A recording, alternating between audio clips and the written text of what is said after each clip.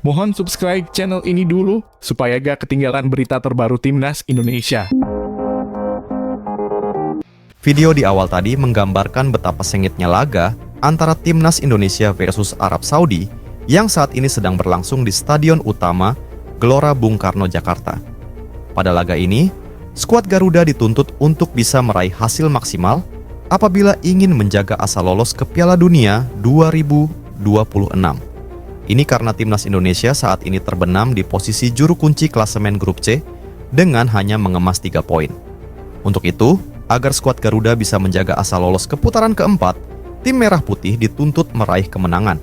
Di tengah besarnya tuntutan skuad Garuda menang melawan Arab Saudi, Shin Tae-yong, selaku pelatih Timnas Indonesia pun buka-bukaan soal posisi anak-anak asuhnya dibanding The Green Falcons. Dia menilai ada 3 aspek yang menghadirkan tantangan berat buat pasukan Merah Putih dalam misinya mengincar kemenangan di laga kontra negeri Timur Tengah tersebut. Sementara itu, wasit AFC kembali bikin ulah. Setelah sebelumnya mereka merampok kemenangan Timnas Indonesia, kali ini mereka bikin Uzbekistan yang bernasib sama dengan Timnas Indonesia saat melawan tuan rumah Qatar. Pada laga yang aneh tersebut, tidak hanya gol penentu kemenangan Qatar yang melebihi tambahan waktu, Qatar juga diuntungkan beragam keputusan kontroversi dari pengadil yang tak becus itu. Pada babak pertama, tuan rumah Qatar berhasil mencetak 2 gol lewat striker andalan mereka, Almoez Ali pada menit ke-25 dan 41. Hasil itu pun membawa Qatar memasuki ruang ganti dengan suasana gembira.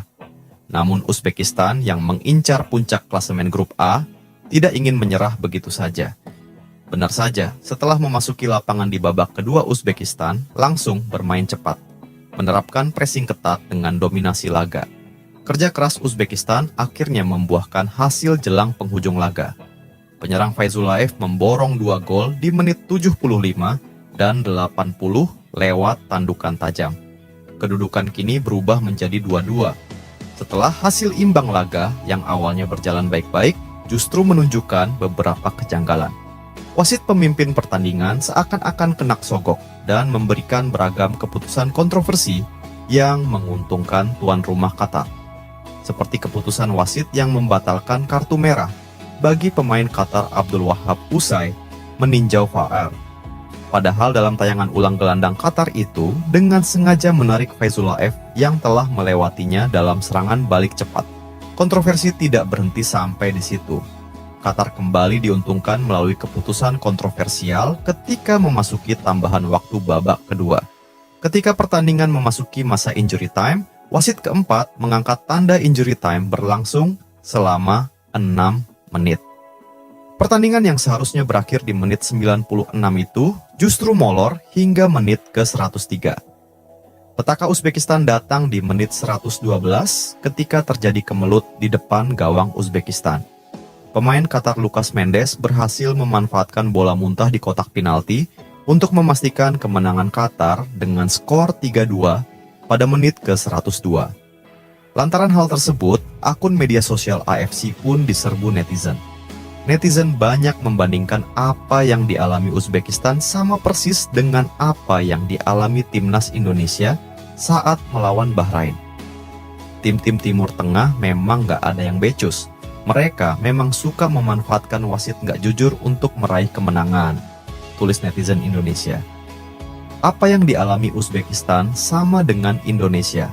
Kebelakangnya, hati-hati deh jika lawan tim dari Timur Tengah, timpal netizen lainnya. Pelatih Timnas Indonesia, Shin Tae-yong, pernah mengatakan, menantang tim asal Timur Tengah bakal menemui tipikal para pemain yang kerap melakukan drama yang menguji kesabaran.